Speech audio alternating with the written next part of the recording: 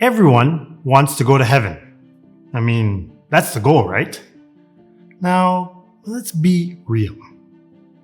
Most of us, pretty much everybody, secretly hopes for the easiest route. And I mean, no suffering, no struggle, just a smooth path straight to heaven. Well, today's story isn't about someone who had that kind of journey. In fact, it is about a man who spent most of his early life chasing everything except heaven. Saint Ignatius of Loyola was a proud Basque nobleman and a soldier. And he was driven by one thing: glory. He wanted to be a knight, a war hero, a man whose name will be remembered for all times. And for a while, it seemed like he was on the right path to achieving all his goals. So, I'm going to get my trusted magnifying glass so that we can uncover what transformed this ambitious knight into a great warrior for Christ and for the church. So let us go back to the year 1521. We're at the walls of Pamplona, and they were trembling under the relentless assault of French cannons. And inside this fortress, the Spanish soldiers began to waver, hesitate. They were outnumbered, overwhelmed, and they were at the point to surrender. But what about Ignatius? Never. He stood firm in his armor, rallying his men to fight. His fiery spirit was stronger than any cannon fire that could be fired at them. Surrender was not an option. Then it happened. Boom! A cannonball slammed into his right leg, and with that, shattering all of his dreams. And I mean literally shattering. He collapsed, his body broken, but his pride, unfortunately, still remained unshaken. And a little while later, the fortress fell. But in an ironic twist, the French, impressed by his bravery, they didn't imprison him. Instead, they carried him home to Loyola with all the honors.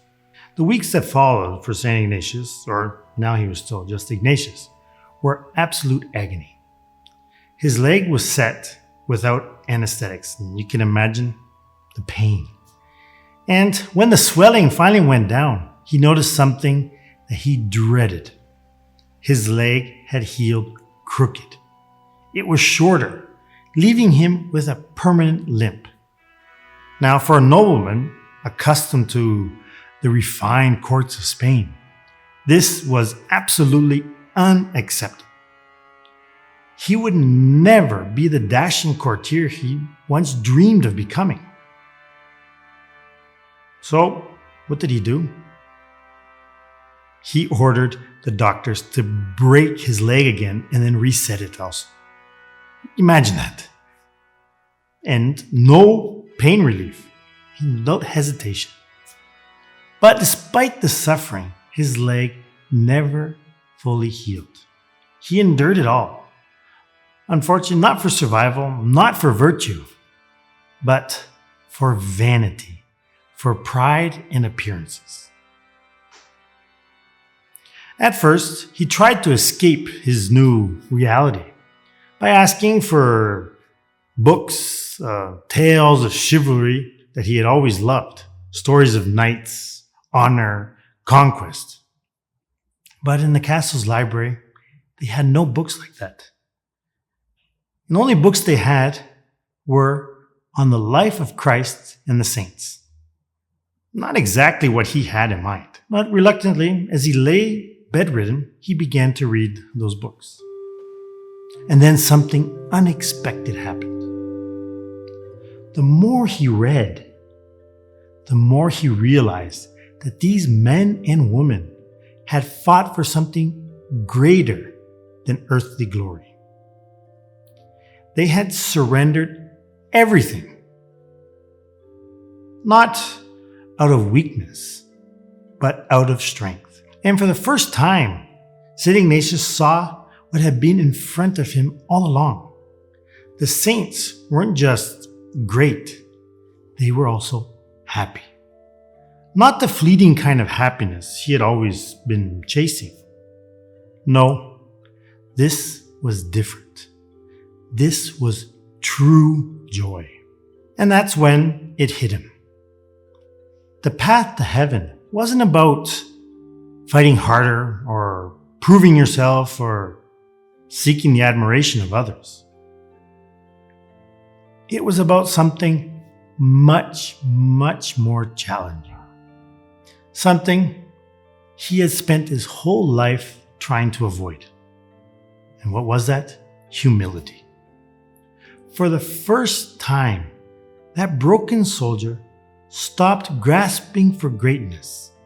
And in that moment, as he began to rebuild of his shattered pride, a saint began to rise. But hold on. This isn't just a story about some long ago warrior turned saint. This is also our story, for you and me.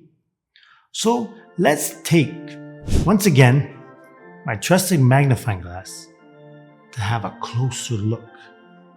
St. Ignatius had always believed that victory came from the strength. But lying there in his sickbed, he realized that something changed everything. The greatest battles, they're not won with swords. They are won by surrendering. Now think about it. Every sin, struggle, and temptation we face usually comes down to one thing. And that one thing is pride. Pride makes us cling to our own plans, our own ideas. And pride also makes us afraid of looking weak. Pride keeps us from trusting God.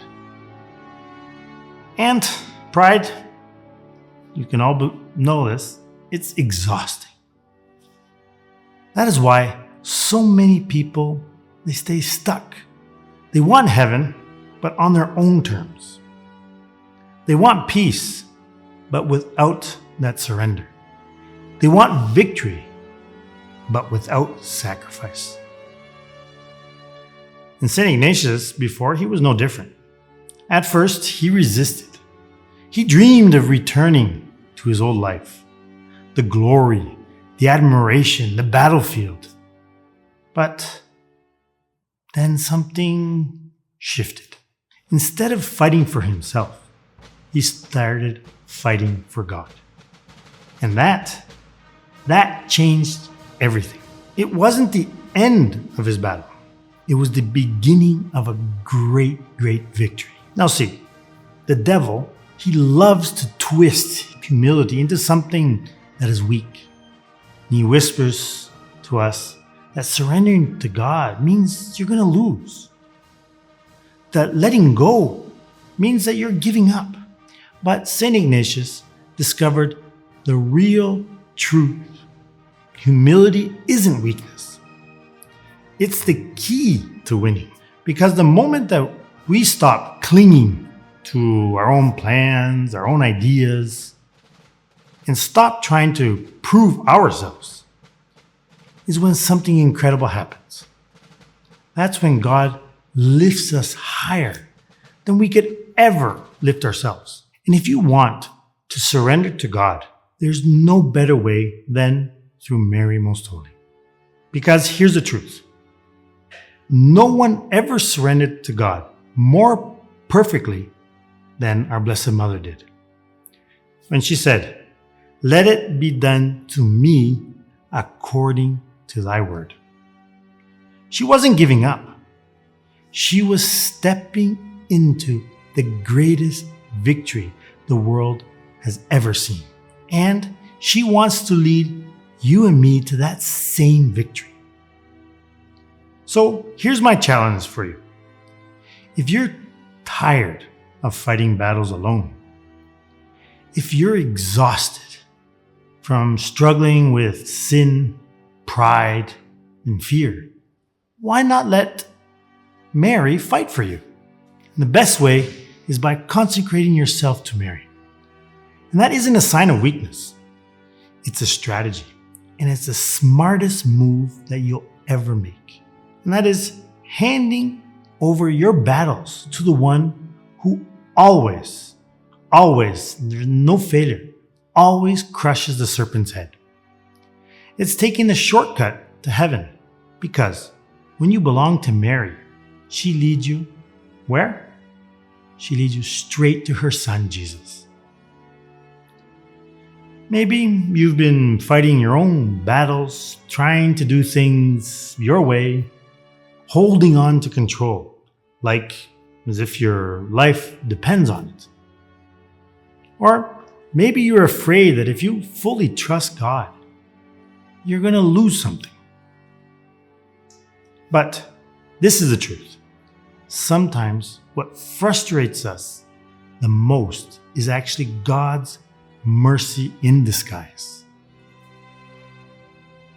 So, if we truly want to avoid hell, we need to stop fighting for ourselves and start fighting for God.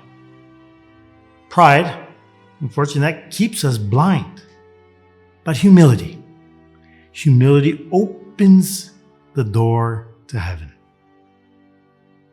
So I would like you to ask yourself, are you holding on to a dream that might not be part of God's plan? Or are you afraid that surrendering will leave you with nothing? St. Ignatius thought that he had lost everything. But in that loss, he found his true mission. And the same can also happen with you. So I want to ask you today to take a moment and ask God, what am I still holding on to? And then ask for the courage to surrender it. Take one step towards humility. Let go of something you've been trying to control. Hand it over to God. And just watch what will happen. Are you ready to win the fight? To surrender? Not to defeat, but to victory. Take the step. Give yourself to Mary. And for that, I will leave a link in the description below to this free consecration. And once you do that, you will realize that surrendering is the fastest and safest path to heaven. So please don't hesitate. Click on the link below to find out more. St. Ignatius' journey was far from over. And the next chapter of his life would demand even greater sacrifices. Much greater than his leg being broken by a cannonball at first, then by the doctors. It was time for him to step fully into his mission. And through that, he would discover the power of trusting in God completely, without reservation. Opening the door to a life that would change not just he himself forever, but would change the world. So, unfortunately, my time is up today, but hope to see you in the next video. God bless and Salve Maria.